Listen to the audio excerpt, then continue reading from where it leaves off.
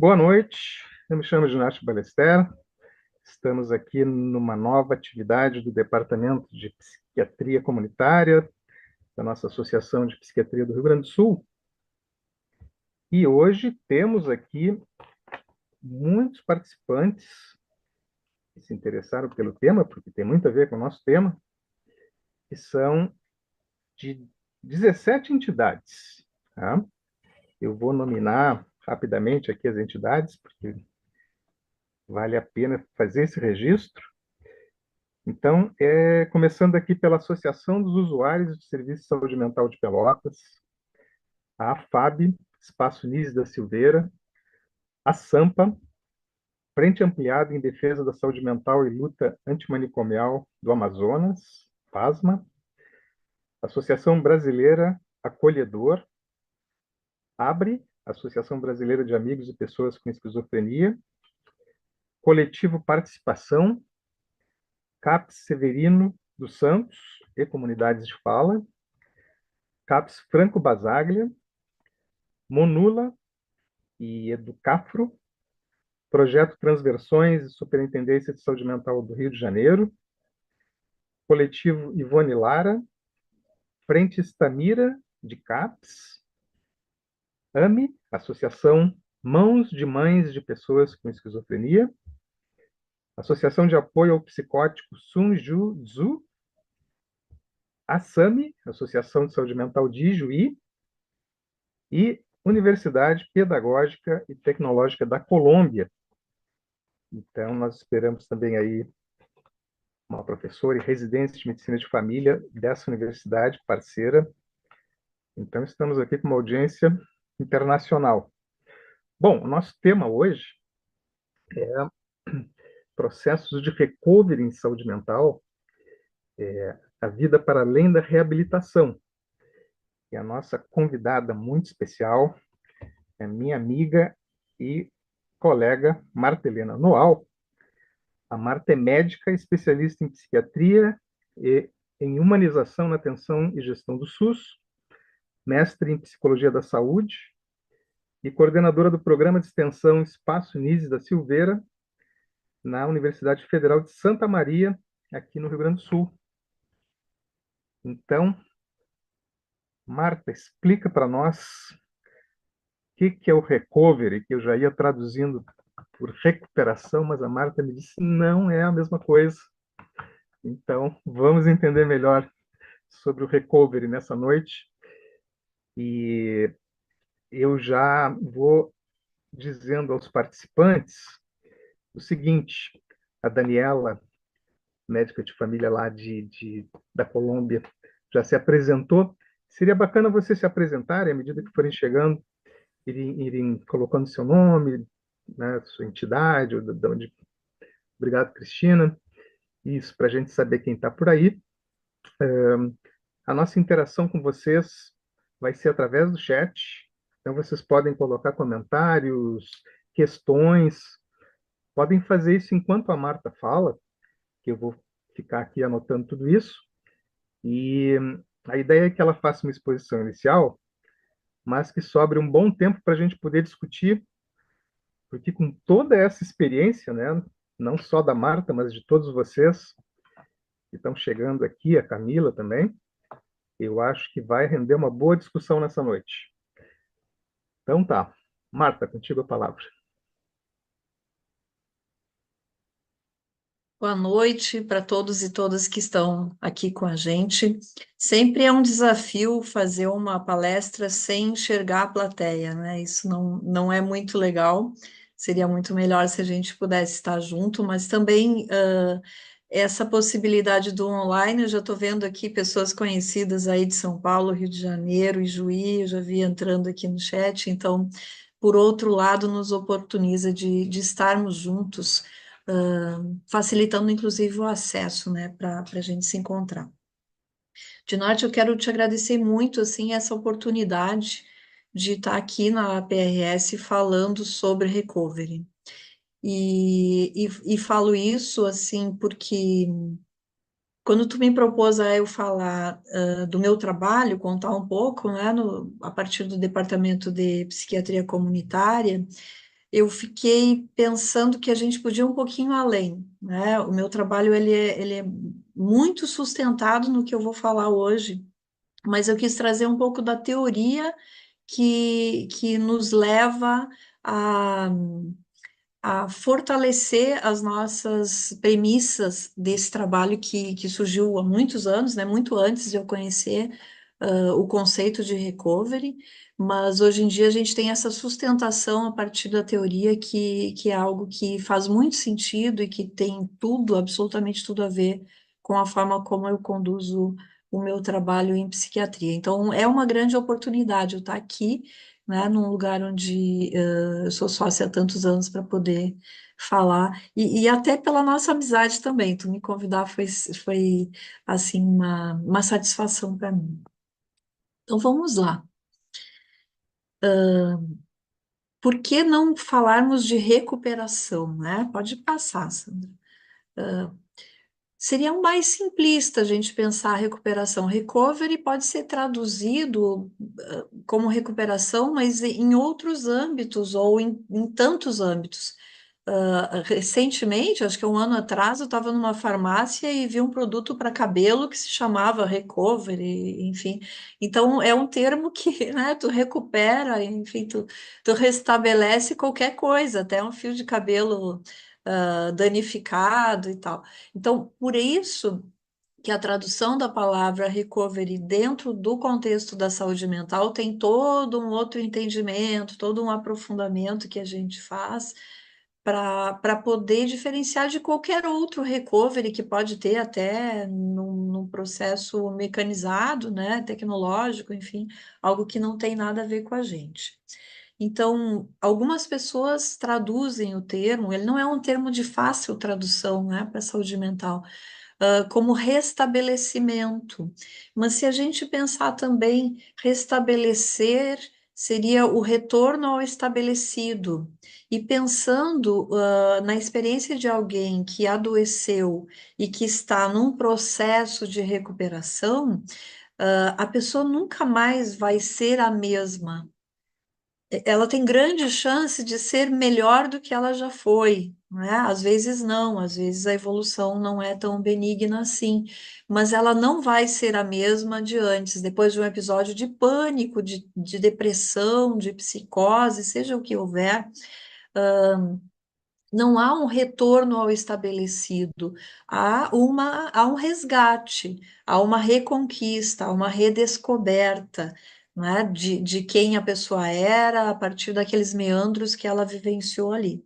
Então, o primeiro colóquio internacional sobre recovery, que aconteceu em 2016, foi muito interessante, porque se passou um dia inteirinho debatendo qual a tradução do conceito. Para mim foi muito importante ter participado desse evento e acompanhar essa discussão da introdução oficial, digamos assim, dos processos de recovery, do conceito dessa abordagem em saúde mental no Brasil, né? Uma abordagem, pode passar, Sandra, que ela já tem uma trajetória bem longa, assim, ela surgiu lá dos movimentos de defesa das pessoas com problemas físicos, com deficiências físicas lá, surgindo na década de 70. Isso foi evoluindo, né, na década de 90, que tomou mais corpo esse movimento, né, porque o recovery ele pode ser considerado como um movimento, como um processo, ele pode ser considerado até como uma política pública, ele tem várias formas da gente compreender. Então, essa origem teve a partir de pessoas com deficiência que tinham limitações, não é? Eu estou muito atravessada com uma vivência que tive essa semana, e eu acho que milhões milhares de brasileiros também, né? Que é o lançamento do filme Ainda Estou Aqui, ah, baseado no livro do Marcelo Rubens Paiva. Então, assim, Marcelo Rubens Paiva é uma pessoa que tem uma paralisia, uma tetraplegia, né? E está fazendo o seu processo de vida, enfim, a sua reconquista, a sua superação, desde que houve o acidente com ele lá na juventude. Então, para trazer assim, as Paralimpíadas também, acho que são bons exemplos da gente entender que esses movimentos de defesa dos direitos e até assim de batalhar para ter suporte, para ter acesso, né, acessibilidade, para poder ter respeito, acreditação, para poder participar de uma Olimpíada, enfim, uma pessoa com deficiência. Então, isso foi um percurso assim muito longo, de muitos anos, para essas pessoas com deficiências físicas poderem adquirir um poder contractual, um poder de respeitabilidade, de um espaço de movimento e disputa na sociedade. Isso ajudou muito o movimento de recovery na parte da saúde mental, que já veio na, na esteira desse movimento da parte das deficiências mesmo, né? Então, no campo da saúde mental, o recovery entrou muito pela lógica da reabilitação psicossocial. E também é um movimento que tem muita ligação assim com a perspectiva anglo-saxônica. E também um movimento de usuários de serviços de saúde mental muito bem articulado estadunidense, né, que é algo que já vem de muitos anos. Então, tudo isso foi dando uma solidez para se desenvolver essa base da expressão recovery ou de uma abordagem focada, orientada pelo recovery. Vamos adiante. Então, tem estudos que baseiam isso que eu estou dizendo, que foram estudos de longa data, assim, de 20, 30 anos, com pessoas com diagnóstico de esquizofrenia, e o que se esperaria, assim, a medicina convencional diz que, por exemplo, esquizofrenia é uma doença de mau prognóstico, que ela pode ir fazendo com que a pessoa vá se deteriorando ao longo do tempo. E esses estudos acompanharam essas pessoas ao longo de décadas e, surpreendentemente, ou até que não, né? Eu, Dinarte, que trabalhamos muito com psiquiatria social, psiquiatria comunitária, talvez a gente não se surpreenda com isso, mas há um modelo mais biológico da medicina que tem essa perspectiva, algumas vezes, de que há um mau prognóstico ao longo dos anos para pessoas que já tiveram processos psicóticos, enfim, internações. Claro que a gente sabe que, do ponto de vista neuroquímico, existe, né, comprovadamente um risco de deterioro, a gente não está negando isso. Mas esses estudos, eles apontaram que algumas pessoas, especialmente de acordo com as perspectivas dessas pessoas, tanto do ponto de vista de oportunidades educacionais ou do manejo familiar, enfim, como elas foram tendo um suporte na vida delas, elas não necessariamente deterioraram. Muitas dessas pessoas, ou quase 50% das pessoas desse estudo, apontavam que elas não estavam mal. Pelo contrário, elas estavam vivendo a vida delas. Então, isso, né, como está aqui no texto, é um processo que foi então chamado de recovery. Pode passar. Então, se constatou que esses processos de inserção positiva na vida social, muitas vezes independem de uma redução de sintomas, que as pessoas inseridas em programas de reabilitação, de integração comunitária, de autossuficiência, demonstram um perfil mais avançado de recuperação.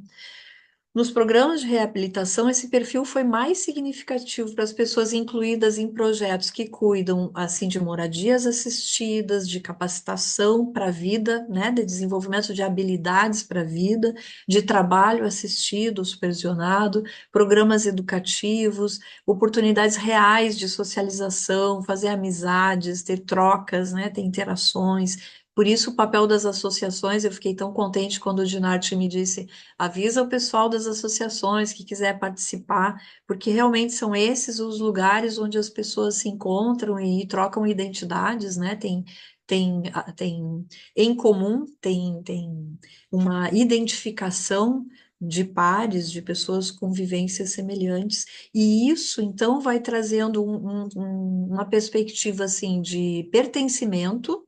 Eu não estou sozinha no mundo, eu tenho um coletivo, eu tenho amigos, eu tenho pessoas que vivem como eu, que sofrem como eu, que sentem como eu, Então, isso traz, além do pertencimento, protagonismo, isso traz empoderamento, né? Depois a gente vai ver um pouquinho mais sobre alguns desses conceitos. Pode passar. Esses programas, eles são considerados como organizadores mentais e sociais, estimulando concretamente o usuário a buscar ativamente aproveitar as oportunidades e atingir novos patamares de recuperação para dar conta das novas tarefas e responsabilidades. Eu quero deixar só um adendo aqui, que para mim é dado, né, é fato, mas é importante eu deixar claro que, assim como os programas de reabilitação, os programas orientados para o recovery, eles trazem organização mental, é lógico que existe todo um processo, todo um percurso terapêutico anterior a esse, né? Isso é um complemento ao tratamento que se vê que é muito efetivo, mas eu deixo aqui registrado a importância da gente se basear também em toda a questão da psiquiatria clínica, né? Do diagnóstico, da definição precisa do diagnóstico, de uma terapêutica otimizada, de uma abordagem psicofarmacológica dentro do necessário, enfim. Então, tudo isso está dado. Eu não vou falar sobre essas questões hoje aqui, porque para mim isso já veio antes, né? A pessoa que já teve o seu diagnóstico estabelecido, confirmado, já tem um tratamento individualizado ou em grupo, para, em geral, individualizado para a parte psicofarmacológica, para a parte psicoterápica, e aí ela vai fazer uma complementação do tratamento a partir de uma abordagem focada no recovery. Claro que todos esses profissionais que essa pessoa passou antes, de preferência, devem conhecer o conceito e trabalhar nessa mesma lógica.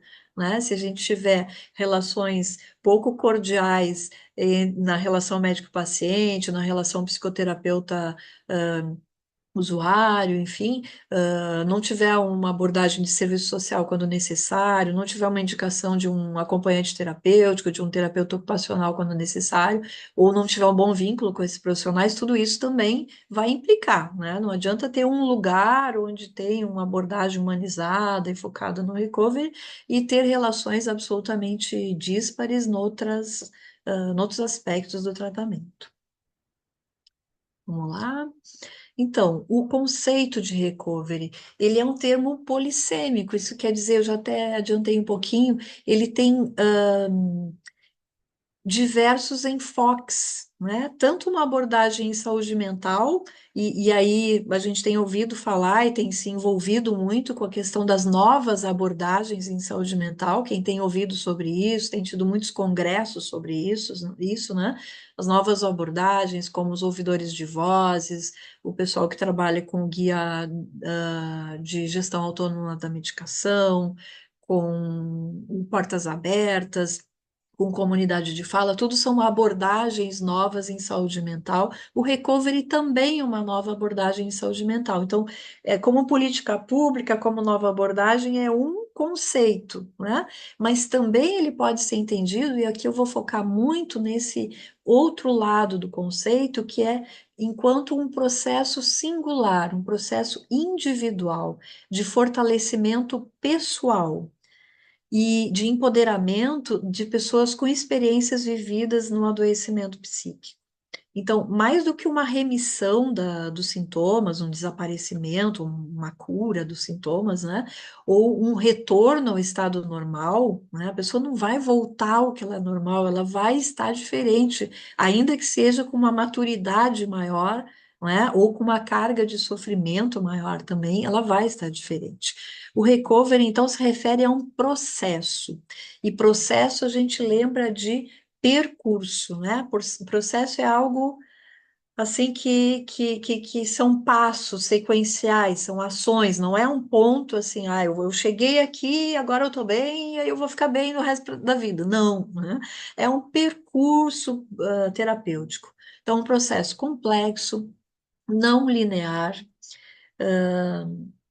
processo quer falar assim de proceder, né? Ou proceder, ir para frente, avançar, mas também existe a possibilidade do retroceder. Então, quando eu estou dizendo que o conceito de recovery ele não é linear, eu estou dizendo que a gente pode entender e não se frustrar tanto, nem enquanto indivíduo que está percorrendo esse percurso e nem nós profissionais que estamos acompanhando essas pessoas, não precisamos nos desanimar se houver algum declínio, algum momento de alguma desestabilização, de alguma instabilidade, ou mesmo de uma reagudização. É percurso, é processo, então a gente vai entender que vai fazer parte. Algumas pessoas nunca mais, né, no momento que elas adquirem o seu processo de superação, eu acabei pulando essa parte aí. Afinal, no primeiro colóquio internacional de recovery, o termo mais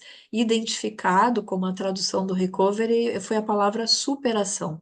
E ali como eu não estou me baseando muito nos slides, eu esqueci de falar essa palavra.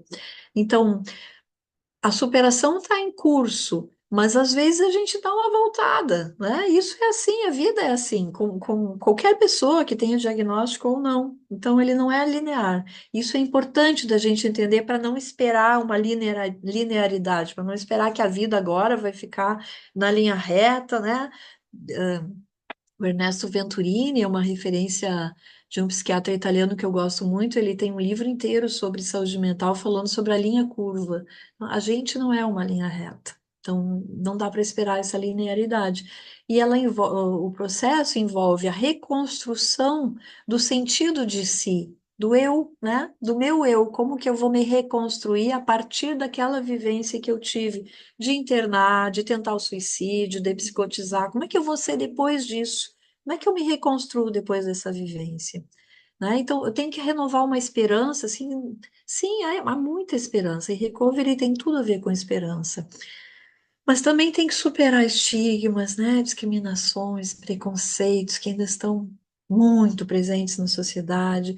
Tem que se ter a capacidade de tomar decisões sobre a própria vida. Isso tem a ver com o conceito de recovery. O Ticanori, o Roberto Ticanori, ele fala muito do poder contractual da saúde mental, né? O quanto o recover é o poder readquirir o poder de decisão sobre a minha vida. Então, o quanto isso define.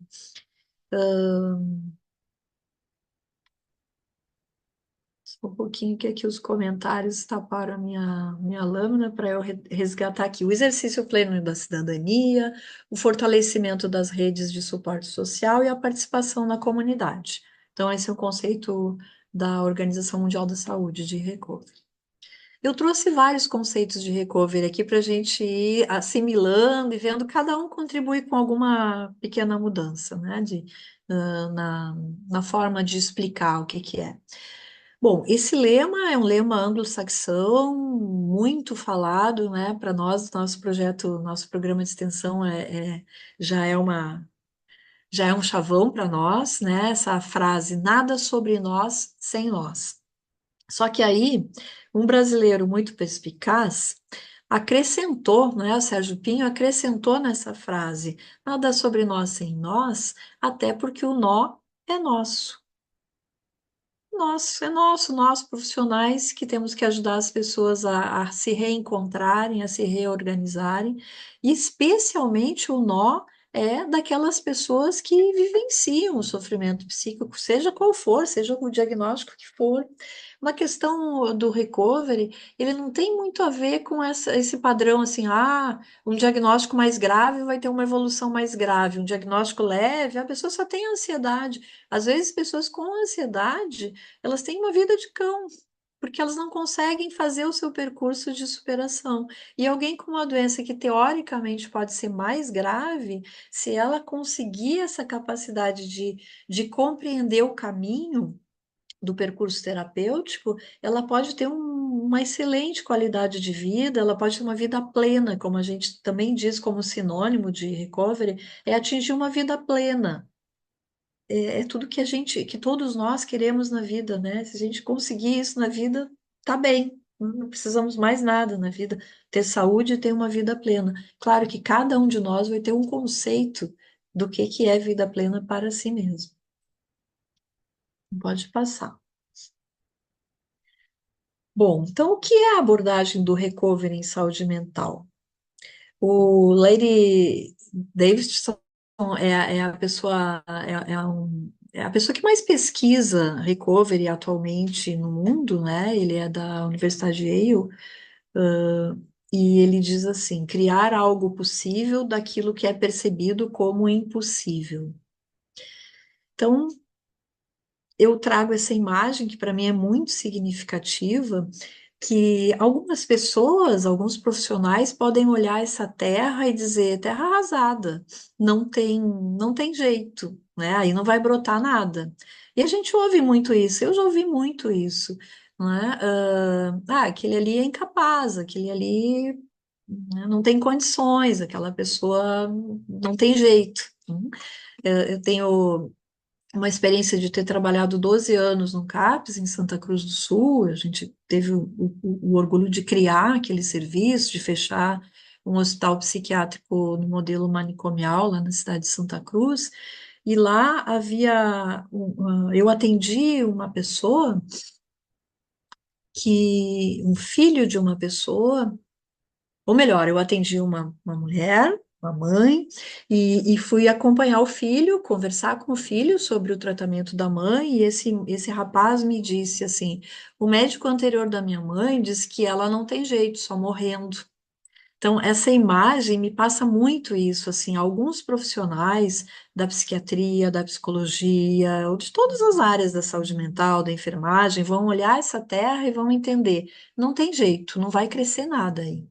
E alguns profissionais que têm essa visão mais impertinente, digamos assim, essa visão do querer ser mais, né? Do querer que a pessoa que a gente está atendendo venha a ser mais, a gente vai entender que se a gente adubar essa terra, se a gente colocar água, se a gente plantar uma semente viável, se a gente der uma protegida enquanto a semente ainda está muito frágil, pode brotar e brota, né? Essa pessoa que um colega meu dizia, um colega que tinha um modelo totalmente hospitalocêntrico, o único cuidado era internar, dar alta, esperar a próxima internação, e dizia, a tua mãe só morrendo para um jovem, guri, um menino,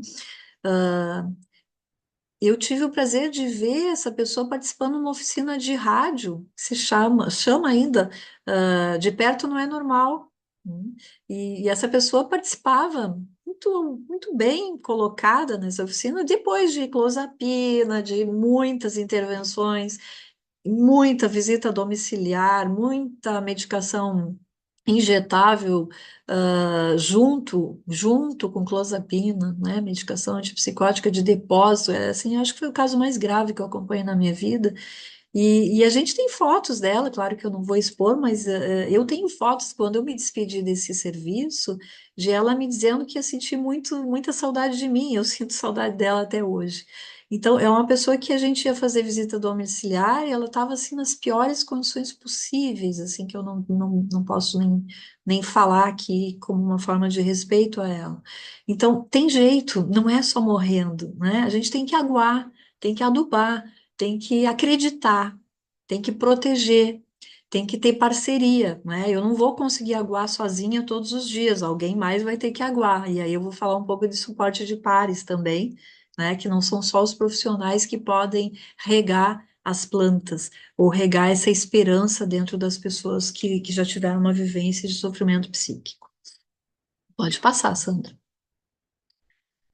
Bom, teve um consenso lá em 2004 nos Estados Unidos, foi semelhante àquele de 2016 no Colóquio Internacional de Recovery, que reuniu esse colóquio, as pessoas interessadas, né? Usuários, familiares, gestores, trabalhadores, cientistas, acadêmicos, movimentos de defesa dos usuários, enfim, e nesse consenso também para definir conceito de recovery. E aí eles definiram lá que é uma jornada de restauração e transformação que possibilita à pessoa com transtorno mental viver uma vida de significado na comunidade de sua escolha, onde ela quiser viver e como ela quiser viver, enquanto luta para atingir seu potencial pleno. Pode passar? Em 1999 já se preconizava que todos os serviços de saúde mental deveriam ter, oferecer serviços orientados ao recovery. Pode passar. Vários países seguiram essa premissa, né, essa orientação, assim como Inglaterra, é um dos mais desenvolvidos, os Estados Unidos e Inglaterra, eu creio que são os países onde tem mais estudos, pelo menos, né, que a gente consegue conhecer. Mas também Escócia, Suécia, Dinamarca, Noruega, Austrália, Nova Zelândia, Canadá. Canadá tem um percurso muito interessante também no trabalho com recovery. A Itália, que tem uma trajetória pioneira no movimento da reforma psiquiátrica e que tem há muitos anos já está muito envolvida com o movimento do recovery também. E em 2015 foi pactuado a inclusão do Brasil na Conferência do Conselho Internacional de Recovery e Cidadania. Cabe a nós agora efetivar isso na prática, né? Todos nós. Vamos adiante. Então, os serviços de saúde mental que adotam essa abordagem não trabalham com práticas coercitivas. Pode até trabalhar com internação, mas não com violação de direitos, né? São receptivos às necessidades das pessoas, visando o recovery, e protegem a autonomia individual e a inclusão, contando com a ajuda de pessoas com experiência vivida para aperfeiçoar, monitorar e prestar serviços. Que é isso, né? As pessoas com experiência vivida vão trabalhar para cuidar disso também? Sim, faz parte dos conceitos do recovery. Podemos passar. Eu tive uma experiência de imersão num modelo de saúde mental de Trento, no norte da Itália, onde eu pude vivenciar isso, né? Um serviço que abarca toda a cidade, assim, um, um movimento, né, que centraliza a psiquiatria comunitária italiana de Trento, que eles chamam de fare insieme, que é fazer junto. É algo absolutamente simples, não tem nada de complexo e genial ao mesmo tempo. Então, nesse círculo que vocês estão vendo aí, a psiquiatria comunitária propõe um modelo que é de fazer junto quem? Os utentes, que são os usuários, eles chamam lá, os familiares e os profissionais, mas não todos os usuários e todos os profissionais. Eles resgatam pessoas que se diferenciam, que têm um potencial, que têm um desejo e um potencial de serem cuidadores ou trabalhadores, enfim, que possam trabalhar com saúde mental.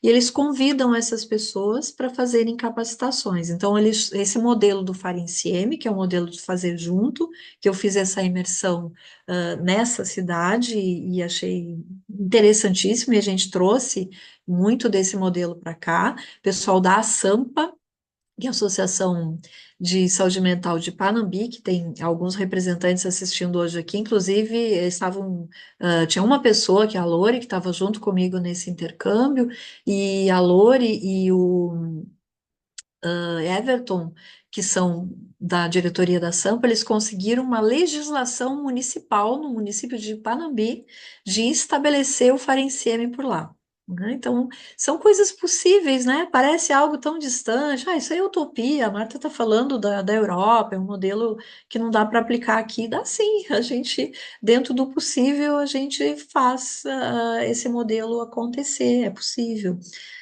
Pode passar, Sam. Então, há uma formação, um modelo muito sério, não é assim, tu quer trabalhar, vai trabalhar, não, tem uma formação com um curso cheio de disciplinas, a gente acompanhou, esse é o folder do curso ali, esse folder tem aulas assim que eu fiquei doida para assistir, para fazer o curso completo com eles, para a gente poder também se capacitar mais. Então, é uma formação para trabalhar, para fazer junto responsavelmente. Pode passar? E aqui eu estou com uma UF, né? Eu achei muito interessante também essa tecnologia, porque aqui eu não estou expondo se ela é uma pessoa com experiência vivida, se ela é familiar, eu nem sei. Ela é uma UF, ela é uma usuária familiar esperta. ela está dentro dessa classificação, assim, desse trabalho. Ela trabalha, ela recebe seu emprego dela e ela é front office. Ela é linha de frente, neste caso aqui, de um serviço do centro, principal centro de saúde mental, que é onde centraliza todos os outros nós da rede de saúde mental, lá da RAPS deles, né? E ela trabalha no ambulatório, como linha de frente. Então, imagina alguém chega pela primeira vez no ambulatório de psiquiatria, apavorado, assim, com medo, não sabendo como é que vai ser, se vão achar que eu sou louco, se vão me internar, se vão achar que é frescura, o que eu tenho, que eu não tenho nada. As angústias que a gente sabe que as pessoas têm, né, ao procurar um serviço, ou toda a resistência, muitas vezes, de chegar ao serviço, porque sabe que nem sempre são atendidas num primeiro momento, assim, com acolhimento. Então, nada melhor que ser atendido por alguém que tem uma experiência de ou ter um filho, ou um marido, ou ela mesma, um pai, uma mãe que já viveu isso, né? Ninguém melhor para ser linha de frente de serviços de saúde mental do que pessoas que já viveram essa experiência. E é claro que é linha de frente, é lógico que logo depois tem a consulta, tem o médico, tem a psicóloga, tem o assistente social, tem o educador. Lá a gente teve aula com uma educadora que trabalhava 27 anos no serviço, uma profissional da educação, trabalhando com educação em saúde mental, né? Inclusive, assim, o primeiro momento, quando chegamos no nosso intercâmbio, a gente foi recebido uma tarde inteira, uma aula, ah, sobre saúde mental por essa educadora. Então, tem essa organização toda que a gente pode pensar, né? Educação em saúde mental é algo fundamental, algo que faz muita falta. Vamos lá. Bom, eu trouxe algumas fotos para mostrar também que não é só a linha de frente, nos serviços de atendimento, né, de ambulatório. Eu conheci uma pessoa encantadora que trabalha na linha de frente da unidade de internação, lá do Hospital Santa Chiara, que é a internação psiquiátrica, a unidade psiquiátrica de um hospital geral. E ela é uma pessoa com bipolaridade, uma senhora de bastante idade, muitas internações psiquiátricas e em processo de recovery, ela cuida de quem chega, né? Ela dá o primeiro suporte para quem está chegando.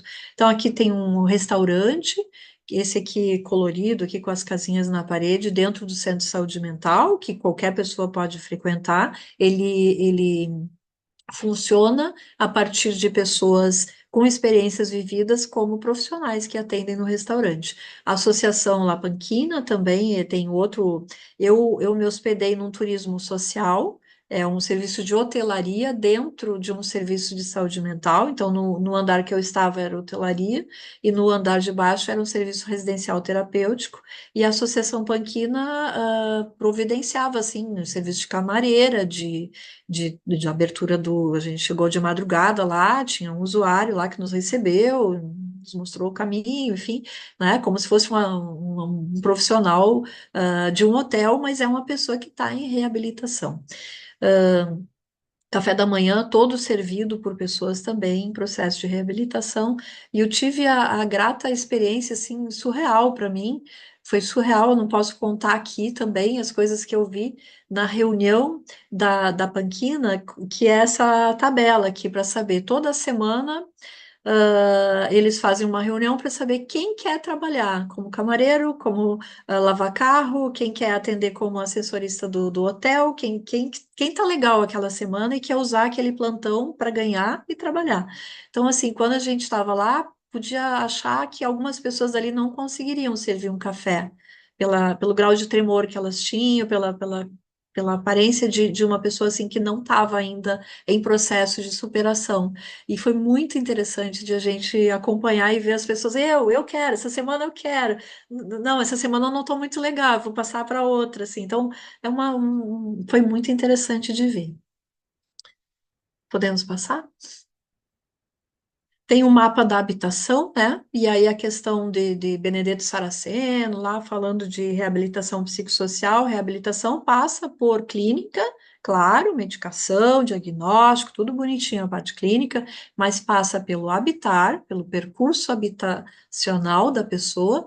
Assim, se a pessoa não está morando num lugar seguro, se ela não tem onde morar, se as relações interpessoais do lugar onde ela mora não são seguras, isso vai influenciar na saúde mental dessa pessoa. Então, eles têm lá um percurso que vai desde o residencial terapêutico até apartamentos protegidos, assistidos, né? Assistidos com alguém que vai uma vez por dia, ou a outros apartamentos com pessoas com mais autonomia, onde uma vez por semana vai um profissional lá para dar um ok, para ver se precisam de alguma coisa. Então, eles têm uma graduação de necessidade de cuidado, tanto na habitação quanto no trabalho também. Passamos. Aqui, a Casa de Automútua Ajuda é um lugar de moradia transitória para quem está precisando e também tem oficinas. E aquele rapaz que está entrando ali, eu conversei com ele, ele faz plantão noturno no residencial terapêutico. Ele é um UF e ele trabalha lá. Eu também conheci uma mãe de uma moça que trabalhava lá. Ela não conseguia cuidar da filha, a filha morava numa habitação com outras pessoas, mas ela cuidava dos filhos dos outros como plantonista também, num serviço residencial terapêutico. Uma experiência muito interessante. Podemos passar. Aqui é um bolo, está meio estranho de entender, né? É um slide. Quando a gente foi visitar o serviço de internação, esse bolo, alguém que deu alta, levou poucos dias depois para a equipe com a palavra recovery enfeitando o bolo. Então, parece algo de primeiro mundo, mas por que que as pessoas com experiências vividas do Brasil não podem conhecer os conceitos, né? E o pessoal que tá, a galera que está aqui com a gente, eu conheço muita gente que está aqui hoje, porque a gente saiu a convidar pessoas das associações, né, que fazem parte do Cadastro Nacional das Associações, enfim. E eu sei que essas pessoas conhecem esse conceito. Então, elas também poderiam fazer algum tipo de homenagem, um cartão, um bolo, para os seus cuidadores, se forem bons cuidadores numa internação, com essa palavra. Mas será que todos os serviços de saúde mental do Brasil têm a noção de que as pessoas que internam, as pessoas que estão em atendimento, elas podem conhecer um pouco mais sobre os seus processos, elas podem conhecer um pouco até da teoria sobre o que vai ajudar elas ou não, né? Conhecer conceitos internacionais. Bem, muita gente que está aqui hoje, eu sei que conhece e trabalha com esses conceitos, trabalha com suporte de pares, enfim, mas a gente tem que expandir mais para que mais e mais serviços possam popularizar essa lógica humanizada do atendimento em psiquiatria. Pode passar. Então, um dos princípios fundamentais do recovery é que as pessoas com transtorno mental, independente da severidade, podem viver uma vida produtiva, mesmo enquanto manifestando sintomas, inclusive podendo se recuperar do seu transtorno. O Mark Napoli é um psiquiatra mineiro que trabalha lá em New Haven e trabalha muito com o Davidson também e o Richard, que a gente trabalha com ele lá na Universidade de Yale. Pode passar, Sandra. Vamos lá. Então, o recovery continua possível mesmo que a condição de base não mude. Não faz sentido insistir que primeiro é preciso que a pessoa pare de manifestar sintomas para depois retomar a sua vida. Não, é construir o barco em alto mar. A gente vai habilitando a pessoa e ela vai se reconstituindo e vai melhorando dos sintomas, atenuando os sintomas e fazendo o seu percurso de superação. E muitas vezes as pessoas vão ter sintomas residuais. O movimento de ouvidores de voz está aí muito forte no mundo todo, né, inclusive no Brasil, para nos dizer, algumas pessoas ouvem vozes e vão continuar ouvindo e optam, inclusive, por não se medicarem, né, é uma escolha. Eu não escolheria isso, mas é uma escolha que a gente tem que respeitar, né, e, enfim, então, e eles podem ter uma vida digna, ainda que estejam, eventualmente, com alguma percepção, diferenciada. da realidade. Podemos adiante.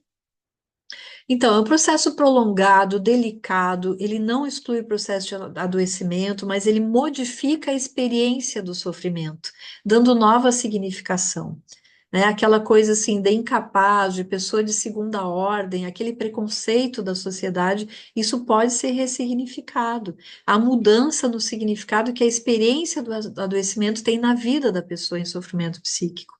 Uma vez que o foco deixa de estar no sofrimento e se move para outros interesses, né? A pessoa vai fazer outras coisas que quer fazer na vida. Podemos passar. Pode trocar.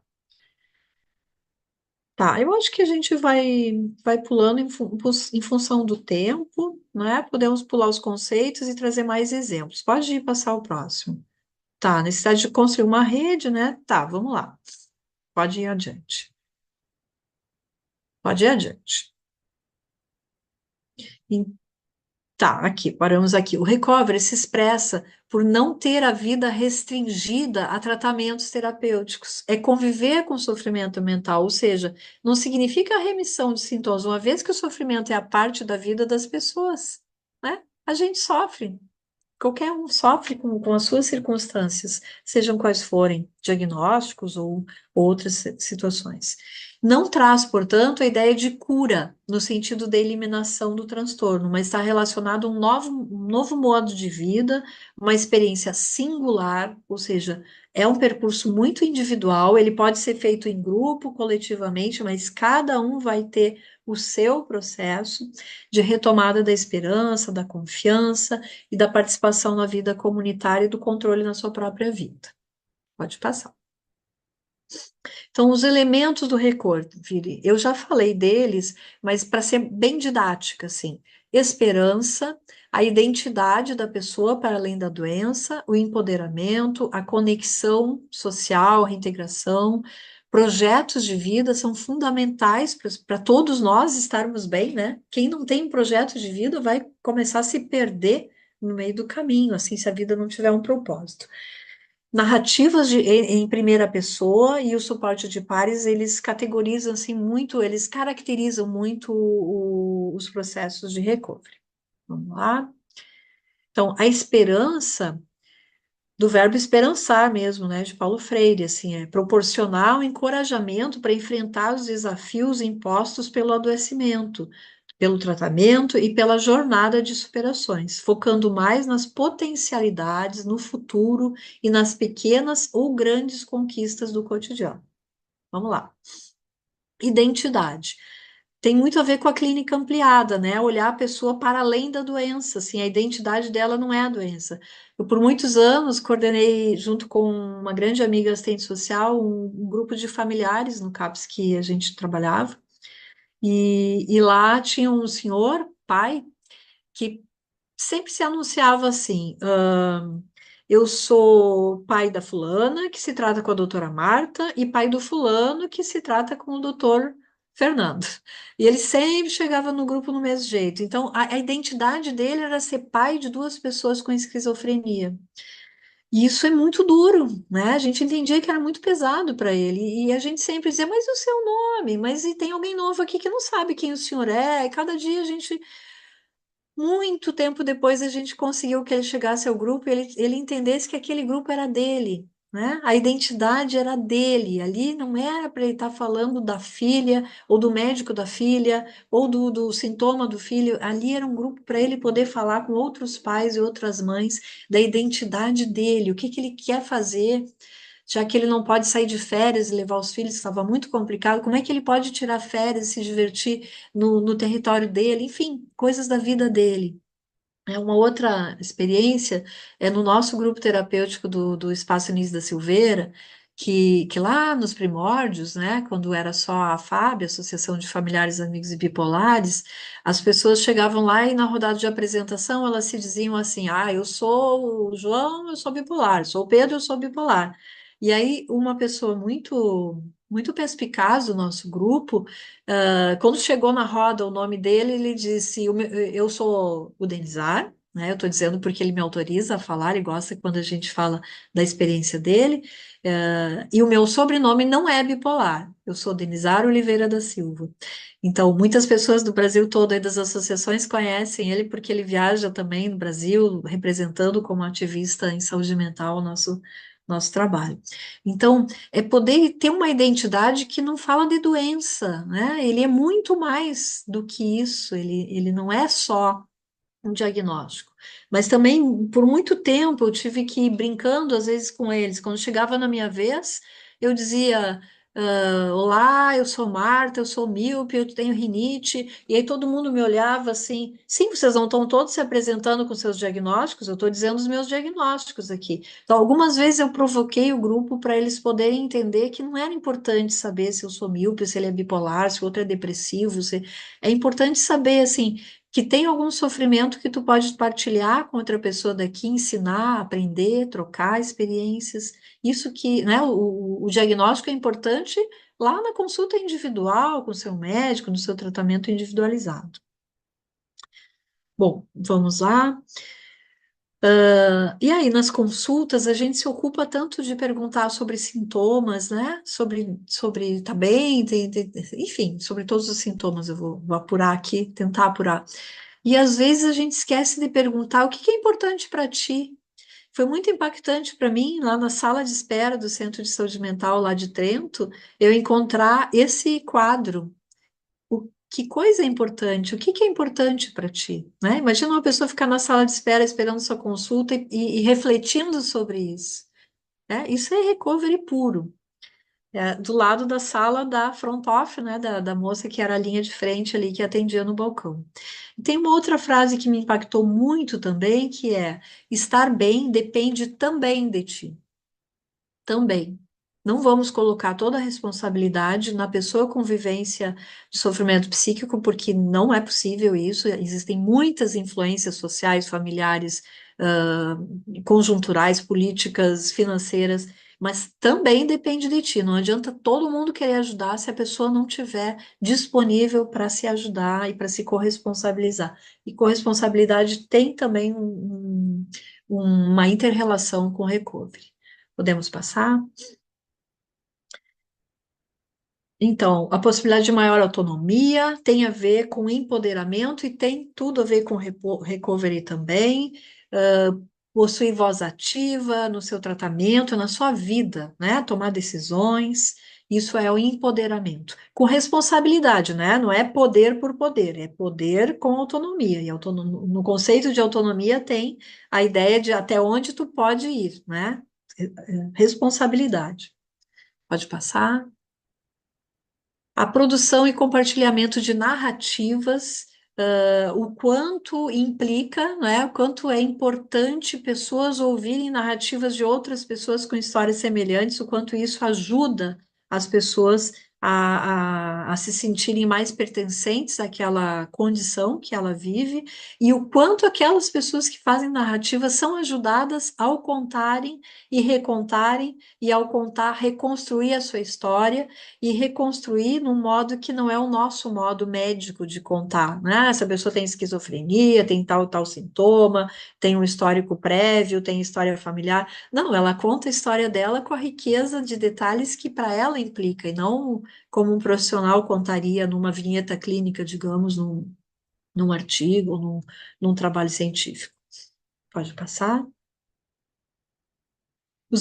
Dentre os elementos do recovery também, os usuários como agentes de formação profissional. A gente tem chamado docentes por experiência, a gente tem tido bastante experiências lindas, assim, com essa questão de os usuários que se capacitaram, que estão em processo de superação, não são todos, que estão e que querem estar, trabalhando, no nosso caso do Brasil, infelizmente, voluntariamente, né? A gente já levou para as conferências, pré-conferência, conferência nacional, enfim, estadual, nacional, como uma demanda para financiamento de suporte de pares, e isso está no Ministério da Saúde, a gente torce que possa ainda no futuro acontecer. A comunidade de fala é um grande exemplo, realmente alguém comentou ali, exatamente. Pode passar? Aqui, são duas experiências distintas, né? Esse grupo maior é a turma da terapia ocupacional.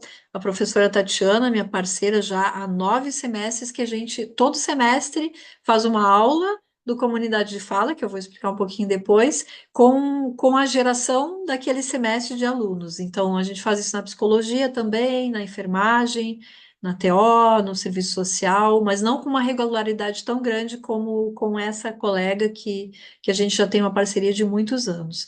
Aqui do lado da esquerda, é um curso de pós-graduação na Unesp com Silvio Iasui, que é uma pessoa histórica no movimento de humanização da saúde mental e da reforma psiquiátrica brasileira, e ele tem esse curso com alunos da pós em psicologia, e nós fomos convidados já há vários anos que temos trabalhado com eles. Então, eu sou palestrante desse curso, e junto comigo eu tive o direito de convidar alguém para estar comigo. Eu convidei o Everton, que é lá da Sampa, e aqui, essa palestra é do ano passado, ele estava se identificando como metalúrgico. Ele ainda é metalúrgico, mas hoje ele não pode estar aqui com a gente porque ele está na faculdade. Então, isso é processo de recovery vivo, né? Há um ano atrás, ele não era universitário, ele era só o presidente de uma associação, um ativista genial, um cara assim que tem uma baita experiência em associação, na política de saúde mental, foi para a Conferência Nacional ano passado, representar o Rio Grande do Sul, e agora ele vai lustrar um pouco mais esse conhecimento, talvez ter um poder contractual maior, né, de transformação na sociedade. Pode passar, todos são, né, experiências de docentes por experiência.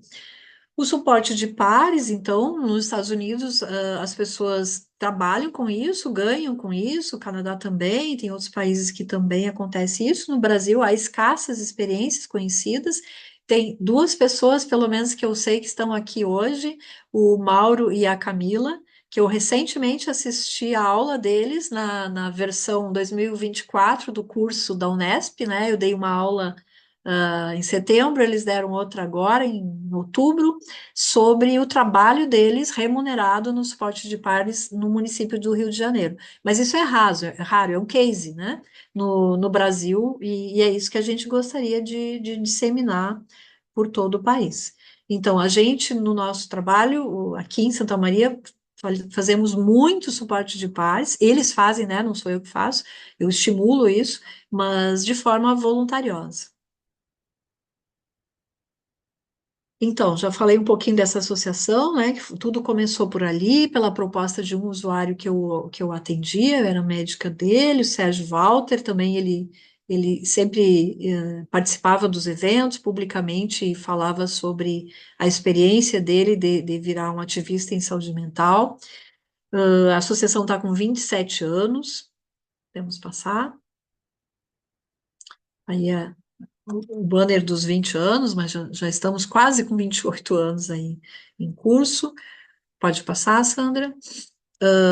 Bom, mas aí a gente já estava querendo mais, assim, só uma associação não estava abarcando tudo que a gente vinha fazendo. Então, há 9 anos, novembro de 2015, nós criamos o Espaço Nis da Silveira, que é um programa de extensão dentro da Universidade Federal de Santa Maria, que é um guarda-chuva onde tem, então, a FAB e outros projetos, como Comunidade de Fala, pode passar, que a gente, os grupos terapêuticos, né, há 27 anos a gente tem ininterruptamente os grupos, atualmente semanais, desde a pandemia, antes eles eram quinzenais, já foram mensais no início, são híbridos, desde a pandemia também, pode ir adiante.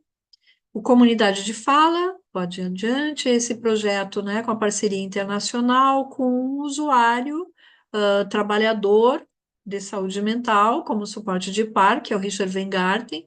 Ele é um estadunidense que tem experiências vividas aí na década de 70 do século passado, e que depois disso ele dedicou a vida dele contra o estigma.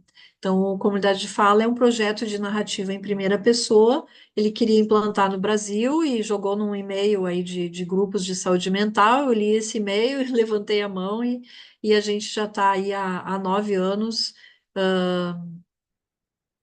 Olha só, já deu formação para PRS, ó, que legal, Richard. Que interessante. Depois no debate vamos falar sobre isso. Então, assim, são palestras, vocês estão vendo aí um auditório lotado, né? Uma grande oportunidade de alunos, pessoas da comunidade, mas aí no caso são alunos, e profissionais de saúde, porque isso é um evento de promoção da vida e prevenção do suicídio, ouvir a palestra de pessoas em processo de superação. Quer dizer, um profissional que assiste uma aula teórica sobre transtorno bipolar e depois vai ouvir uma pessoa com transtorno bipolar ensinar como é que ela resgatou a sua cidadania, eu acho que tem uma possibilidade de juntar mais, né, esse conhecimento e vir a ser um profissional melhor. Pode ir adiante. O Comunidade de Fala entrou num edital, foi aprovado no edital do portal do Laboratório de Inovação Latino-Americana, de práticas de participação social em saúde, e eu tenho um enorme orgulho de ter submetido o trabalho junto com a Cristina Oliveira, que é suporte de par, que é docente por experiência, especialista por vivência, enfim, faz parte como palestrante do nosso Comunidade de Fala, está aqui assistindo junto aí, super parceiro. Bom, os resultados do Comunidade de Fala, rapidamente, assim, quantitativamente, bom, ele tem núcleos em várias cidades do Brasil, né? São 5 núcleos, São Paulo, Santa Maria, por ordem de estabelecimento, depois Rio de Janeiro, Salvador e Florianópolis.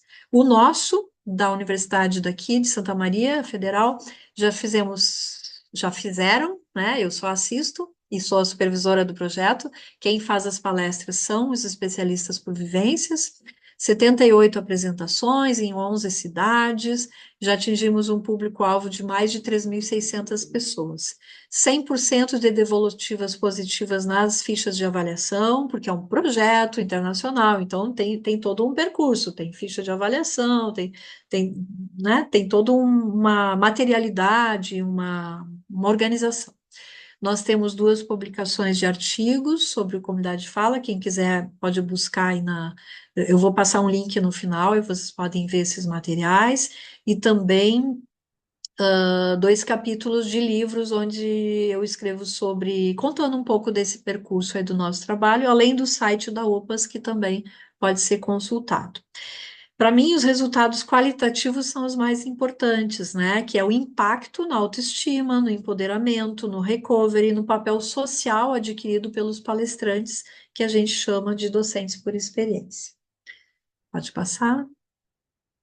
Então, aqui algumas fotos. Essa foto bem do canto superior da esquerda é o nosso serviço, é o programa de extensão Espaço Nise da Silveira, dentro da UFSM, e aqui são palestras, eventos que o pessoal está palestrando, sempre em duplas, comunidade fala, sempre são 2 pessoas espertas, né, na vivência, e também aqui o Gefran é uma pessoa que a gente tem muito carinho, a gente acolheu o Gefran desde 2020, quando começamos a fazer o trabalho online, e ele é de Maceió, ele é de Alagoas, e é palestrante do nosso projeto a partir de lá, né?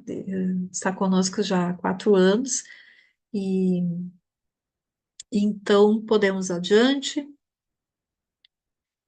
O que a gente pode entender agora numa narrativa em primeira pessoa? Agora não é a Marta falando, eu vou ler uma narrativa aqui para vocês.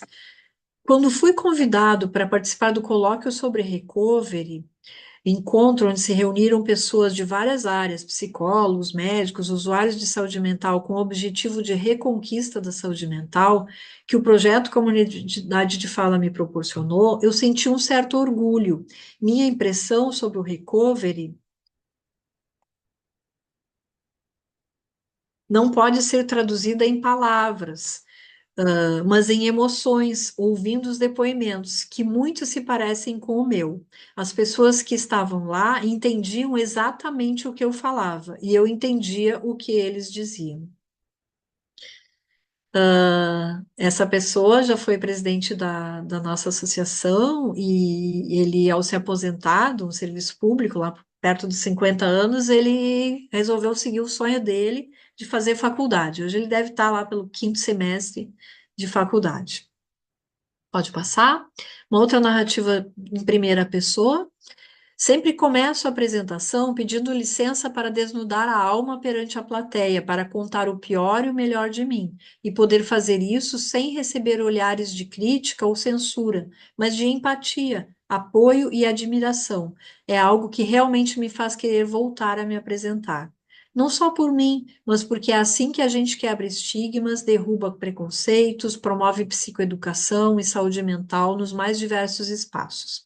Me orgulho tremendamente do que cada um de nós se tornou, apesar da condição de portador de uma doença mental. Essa é uma condição contra a qual ninguém de nós, 8 bilhões de seres humanos sobre a Terra, nasceu vacinado. O Comunidade de Fala humaniza essa condição aos olhos da plateia e aos nossos também. Janine é jornalista, né, mas nem sempre foi assim. Quando a gente conheceu, ela estava quase jubilando na faculdade e conseguiu se formar, conseguiu fazer seu percurso. Foi palestrante do Comunidade de Fala por alguns anos e depois foi cuidar da vida dela, né? E hoje ela é funcionária pública, minha colega, dentro da Universidade Federal de Santa Maria. Está super feliz de estar trabalhando como servidora pública. Um outro relato, ao falar de recuperação, minha autoestima melhorou e a minha convivência com as pessoas ficou muito agradável. O projeto me aproximou mais das coisas boas da vida. Também participei do congresso da Associação Brasileira de Saúde Mental, do Colóquio Internacional de Recovery. Parece simples, mas para mim tem muito valor. Essa pessoa foi um caminhoneiro por muitos anos na sua vida, depois adoeceu, aposentou por invalidez, e hoje ele é um ativista em saúde mental que nos representa em muitos eventos, palestrante também do Comunidade de Fala. Um outro relato, penso que junto conseguimos ter mais voz. Juntos no grupo ou conversando com as pessoas, aprendemos o quanto é importante ter alguém que nos compreenda, que não nos julgue, que nos respeite e nos ame pelo que somos, com transtorno mental e não apesar dele. Essa é uma professora muito querida nossa também. Ela tem 2 formações universitárias, mas ela se formou nos 2 cursos depois de ter um adoecimento psíquico muitíssimo grave que quase a levou. Mais um último relato aqui. Quando conheci o projeto Comunidade de Fala, vivenciei de fato o verdadeiro processo de recovery ou reconquista na prática, muito antes de conhecer a teoria num colóquio em São Paulo. Pode trocar, Sandra? O Roberto Mesina, que teve numa roda de conversa junto com todas essas pessoas que trouxeram seu relato, era lindo de ver o Roberto Mesina, o Richard, o Howie, a Rosana Onoco, todos numa roda, Ernesto Venturini, né? O Roberto Mesina, ele trabalha em Trieste, no escritório da Organização Mundial da Saúde, é um psiquiatra que trabalha muito com base no movimento da psiquiatria, da reforma psiquiátrica democrática italiana, baseada no Franco Basaglia, né? E ele ressalta que na medida em que a palavra retorna à pessoa que vivencia a experiência, ela a define, a palavra define em termos diferentes, né? A palavra define a pessoa em termos diferentes das categorizações psiquiátricas. Na perspectiva do recovery, os serviços, além de atuarem com um papel terapêutico, eles podem proceder como uma espécie de facilitador, reconhecendo a singularidade das pessoas e suas expectativas, ingredientes fundamentais para que elas possam fazer as melhores escolhas em seu processo de restabelecimento. Pode ir adiante. Então, aqui, narrativas em primeira pessoa de 2 palestrantes do Comunidade de Fala de Santa Maria. A Cristina Oliveira escreveu 2 livros aí de 2020 até agora. Um deles fala, no título já fala sobre recovery, né? Sou mais do que a minha doença, sonhos, desafios e superação. Quando ela lançou esse livro, eu questionei ela, eu disse, mas Cristina, tu é muito mais do que a tua doença, não precisava nem ter a palavra doença no título do livro. Mas hoje em dia eu me rendi e entendi que eu acho que é o melhor título que ela podia dar ao livro dela. É um livro autobiográfico belíssimo e que eu recomendo a quem gosta de narrativas em primeira pessoa, ou quem gosta de ouvir histórias de pessoas, né? E Maria do Condomínio, Envelhecer, Chatices e Causos, é o segundo livro dela, esse de ficção, lançado muito recentemente. E aqui, bem à direita, tem um livro de poesias da Dona Yolanda, que também é palestrante do Comunidade de Fala, Esperança na Solidão.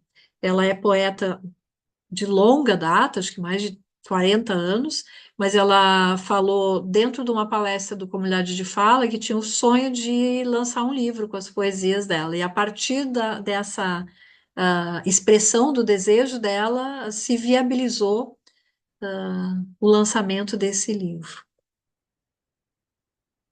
Pode passar.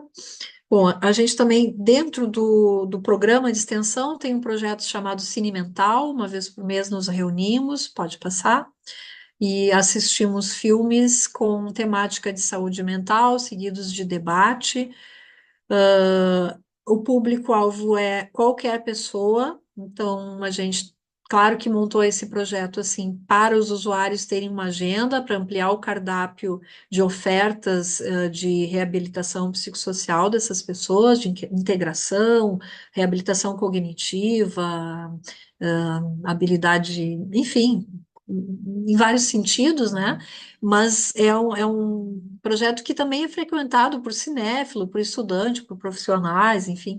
Recentemente passamos um filme recém-lançado do Wim Wenders e apareceu um monte de gente da Faculdade de Cinema de Santa Maria para assistir o filme com a gente. Assim, foi um debate super profissional. Normalmente a gente tem um debate bem informal, bem tranquilo. Pode ir adiante.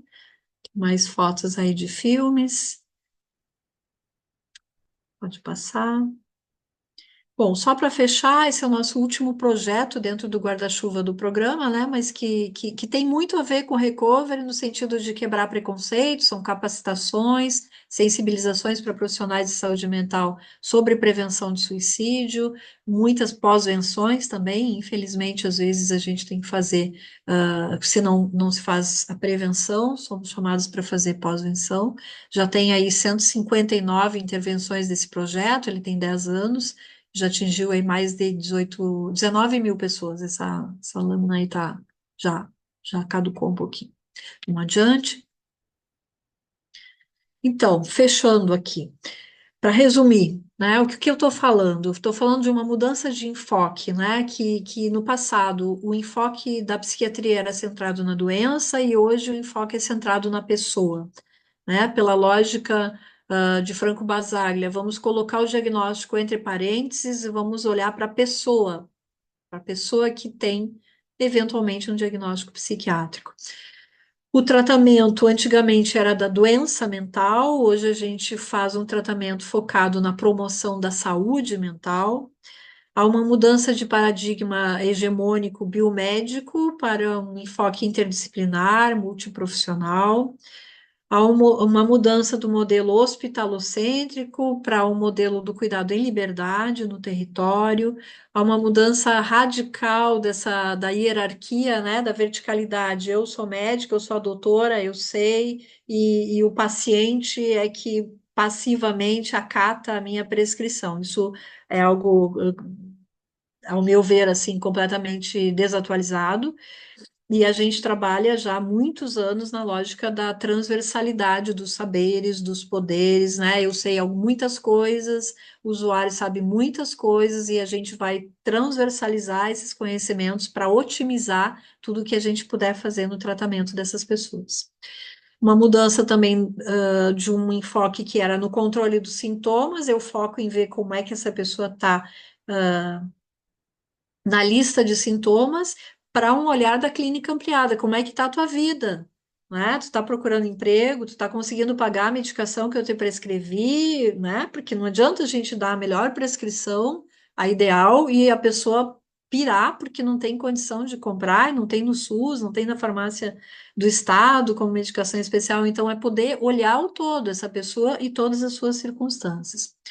e a mudança do olhar, né, do paradigma da cura para a superação, para o recovery. Pode passar? Referências, pode passar. Que eu utilizei aqui hoje, né? Então, só dizer que a gente é vinculado atualmente ao Observatório de Direitos Humanos da Universidade Federal de Santa Maria, na Pró-Reitoria de Extensão. Hoje adiante. Aqui tem um link para gente, para quem quiser acessar, aí, esse QR Code acessa todos os nossos sites, YouTube, Facebook, Instagram, todas as nossas redes sociais. E a gente fecha com uma foto. Essa foto é do ex-manicômio de Trieste. Foi uma emoção muito grande quando eu fui obter por e-mail o endereço que eu devia me dirigir para conhecer lá, era um sonho meu conhecer, e vinha no e-mail assim, ex-manicômio, eu nunca tinha ouvido essa expressão. Então, esse é o pátio do ex-manicômio, é aqui, né? O manicômio não é como a gente imagina, assim, o Hospital Psiquiátrico São Pedro, Juqueri, o Nise da Silveira, atualmente, né? O antigo Pedro II, que é um prédio enorme, né, que abarca todo o sistema manicomial. Não, lá são mais de 20 prédios enormes, então era um complexo hospitalar, e num desses prédios hoje é a sede da Organização Mundial da Saúde, onde trabalha o Roberto Mesina, que a gente citou, que a gente conhece, enfim, dessas parcerias aí do Recovery. Hoje em dia eles se transformam no Parque São Giovanni, e tem uma cooperativa onde os funcionários da cooperativa são egressos desse hospital. E eu fiz esse trocadilho, né, para brincar um pouco, assim, que são seis, eles me disseram lá que eram 6.000 pés de roseiras cultivados. Então, eu fiz o trocadilho para contrapor 1.101 internos que havia nesse hospital em 1971, quando o Basaglia chegou lá e passou a assumir a direção do hospital. Então, termino por aqui. Estou super preocupada que eu invadi o tempo do debate, mas ainda temos um pouquinho, né, Dinarte, porque eu queria muito também ouvir, infelizmente ouvir não, mas poder saber o que que o pessoal do chat está E, compartilhando aí com a gente. Então, passo a palavra para ti aí. Desculpa eu passar um pouquinho do tempo. não, mas tu sabe que não foi perda de tempo, porque o, esse nosso encontro aqui foi meio fazer juntos também. Enquanto tu falavas, né? E foi muito interessante a tua fala. O pessoal foi falando junto ali e colocando também, né, os seus conceitos e muito pelas suas experiências, né? Ah, que legal. E depois, Salva depois, porque eu não de- pude ler. não, isso aqui vai ficar gravado, tá gravado, É, depois tu vai poder ver tudo. Não tinha nem como copiar tudo, mas assim, foram várias, muitas manifestações. Então, assim, a gente tem de fato uns minutinhos, não vamos nos estender demais para não ficar tarde, né? Mas temos uns minutinhos para vocês colocarem, né, outras impressões ou questões para a Marta, a gente aproveitar e apresentar a Marta. Então, vocês podem fazer pelo chat. Se vocês quiserem colocar o nome, porque muitos de vocês ali apareceu como a PRS por causa do link que a gente todo mundo colocou. aparecia aqui como É, APS, agora que eu estou me é, dando conta disso. alguns apareceu o nome, mas quem quiser especialmente colocar o nome, escreva também, tá? Mas assim, ó, é, eu acabei ficando com vários conceitos, eu que não tinha muitos, fiquei com vários conceitos do recovery, né? Como tu dissesse, tem vários significados, né? Mas se eu for escolher um que eu gostei muito, esse aqui de ser um percurso não linear, né? Que no fim das contas é a própria vida, né? Que a vida é assim, né? Eu Exatamente. acho que a gente acabou sendo feliz no título, né? Porque é a vida além da recuperação, né? E, então, muito interessante. Bom, enquanto o pessoal eles estão te agradecendo ali, né? Mas inclusive o pessoal da Colômbia, né? Ah, que Te legal, agradecendo em olha espanhol só. ali, tá? Pelo exemplo concreto, né? E próximo né, desse cuidar coletivo, né? E digno. Mas Marta, eu vou aproveitar aqui e puxar uma questãozinha que é a seguinte. Na verdade, eu tenho várias, né? Acho que a gente vai precisar fazer uma segunda atividade para poder falar mais sobre isso. Mas, puxando para a minha brasa aqui, essa questão da formação de pessoal, né? Tu citasse, inclusive, um projeto que envolve o Ministério da Saúde, né? Então, claro, eu vi que tem várias experiências, várias manifestações, né? Mas isso na universidade, tá aí na Federal de Santa Maria, na universidade, nas graduações, como é que tu acha que isso pode chegar mais próximo? Como que o pessoal pode interagir? O que tu sugere? Da tua experiência, assim, o que tu nos conta? Digo com alunos de graduação, os alunos de medicina, enfermagem, psicologia dos outros cursos. Eu te digo que isso seria fundamental, eu acho que está faltando muito, eu acho que pecamos nisso, né? Porque tem muitos usuários espertos, só não tem a nomenclatura de UF aqui, né? Mas Uhum, eu conheço inúmeros, né? Centenas de usuários espertos Brasil afora, muitos são meus amigos, mas eles não chegam, né? Os alunos, as pessoas em formação raramente chegam a conhecer. Esse projeto com a Unesp é um doutorado de uma psicóloga, então são 4 anos que ela tem nos chamado, e mais do que isso, mais do que nos chamar para dar aula, me chamar para dar aula e chamar usuários para dar aula, né? Às vezes eu entro junto, assim, eu tenho que separar as coisas, assim. Eu entro ali, mas na verdade, são muitos usuários que dão aula e como eu tenho uma linguagem muito acessível, o pessoal me inclui, assim, quase como se eu fosse também, né? uhum, E tá tudo bem. Então, inclusive, nesse projeto da Unesp, tem 2 usuários espertos que estão como coautores do doutorado dessa colega. uhum, Tá? Eles co-organizam. Um é a Cristina Oliveira, que está aqui com a gente hoje. Ela programa o curso deste ano tem 8 módulos, acho que o ano passado foram 6. E ela, junto com a doutoranda, ela organiza que temas, quem que vai convidar, quem são as pessoas que vão ser chamadas. E uhum, ela está como coautora desse trabalho. Então, isso é muito interessante. Nos artigos que eu citei, né, que eu sou coautora também. Um deles eu sou coautora com uma palestrante, no outro eu sou coautora com várias pessoas. Eu como supervisora do comunidade de fala, outros supervisores de outros núcleos e alguns usuários também. Então a gente tem trabalhado muito assim, né? Mas isso não chega à maioria dos alunos. Isso é um uhum, grande problema.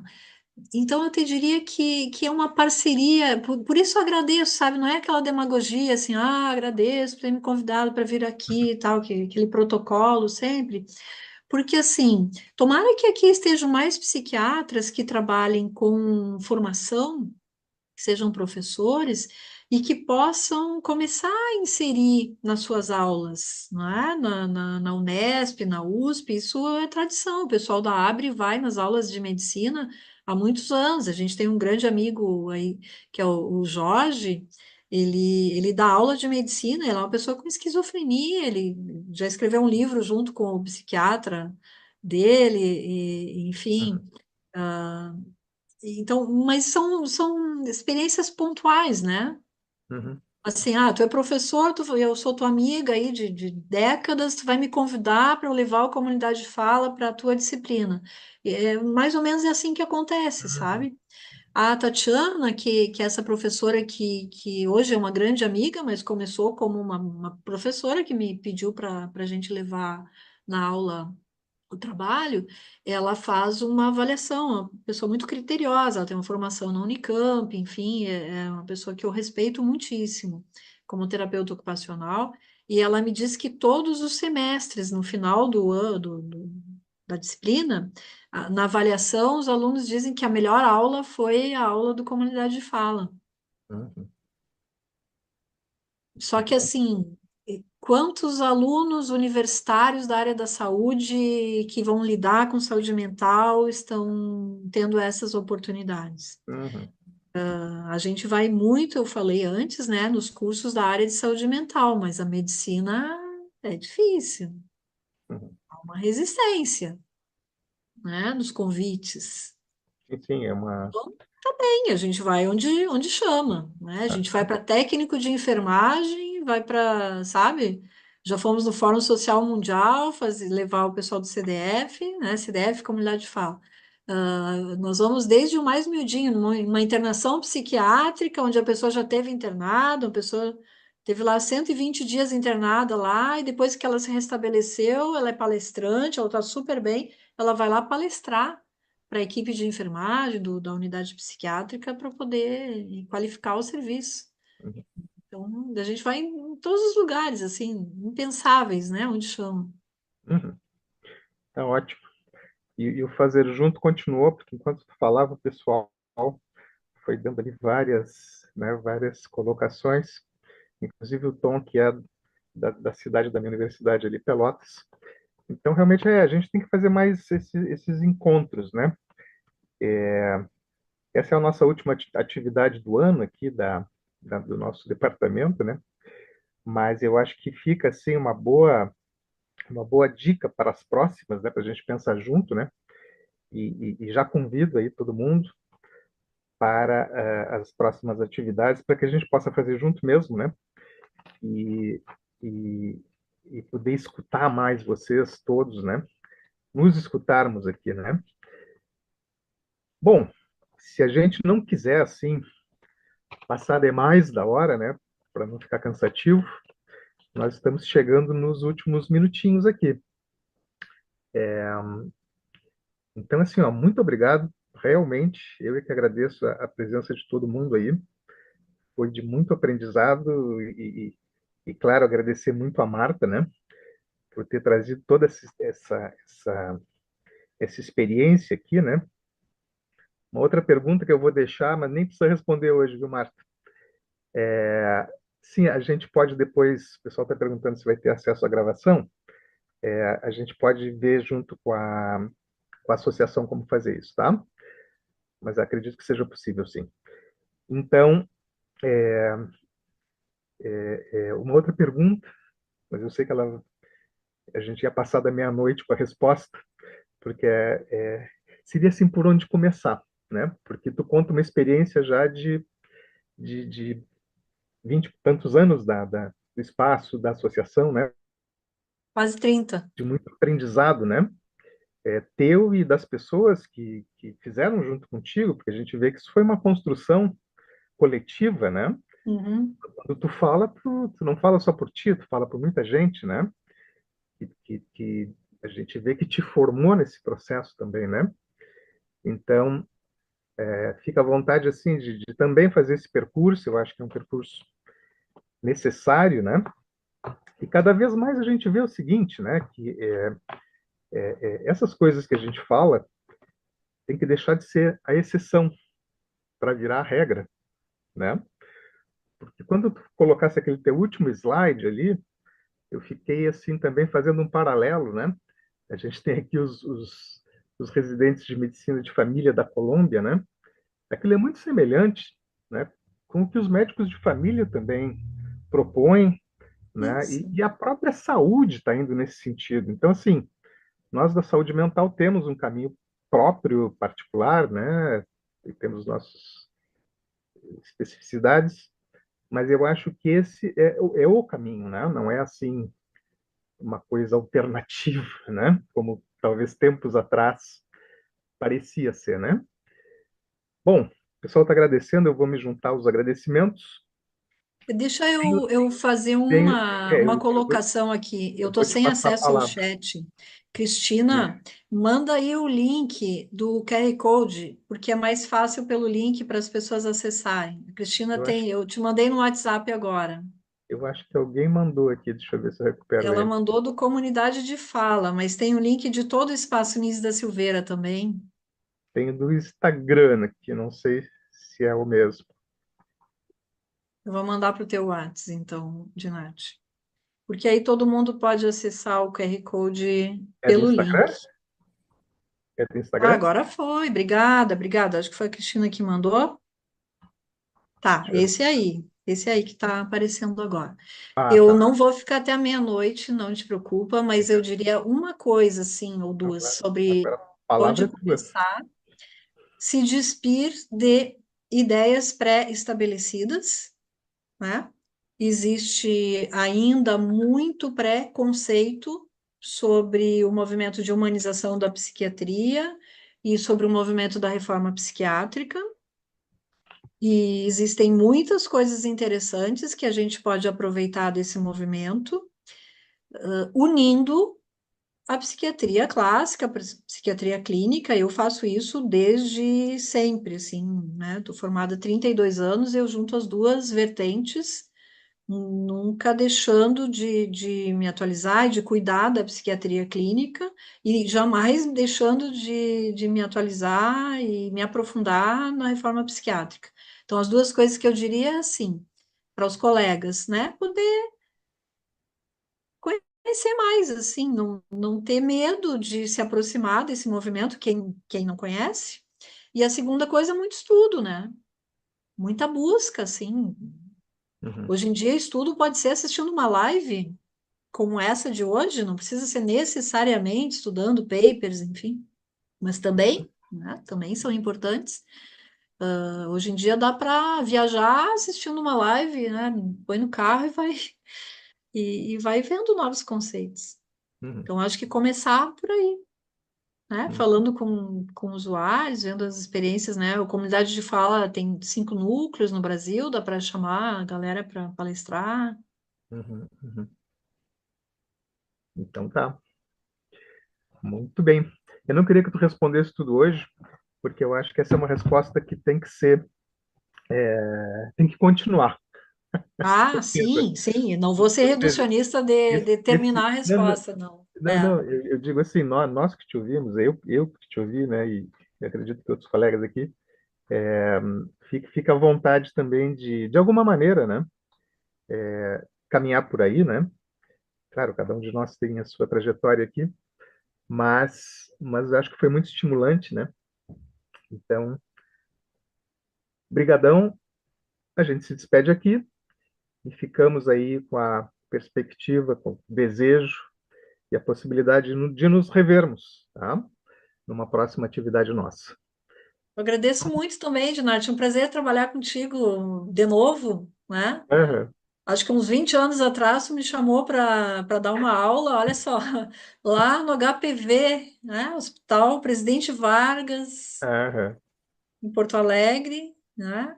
pois E é. que legal a gente poder continuar trabalhando nesses mesmos preceitos, né? Com mais maturidade, com mais Uhum, conhecimento, mas uhum, seguindo os mesmos preceitos da Anísia da Silveira, que humanizou uhum.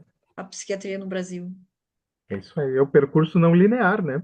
Não linear. É bem Então tá isso. O bom, nosso também não é linear. E nem que bom que não é, né? com certeza. É bem mais divertido. Então tá bom, pessoal. Um bom descanso para todo mundo. Um abraço para Até a todos que próxima. Boa ouviram noite. também. Obrigada. Vou ler os comentários atentamente depois.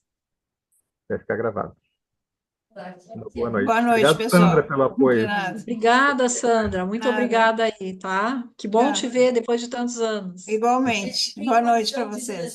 Boa noite.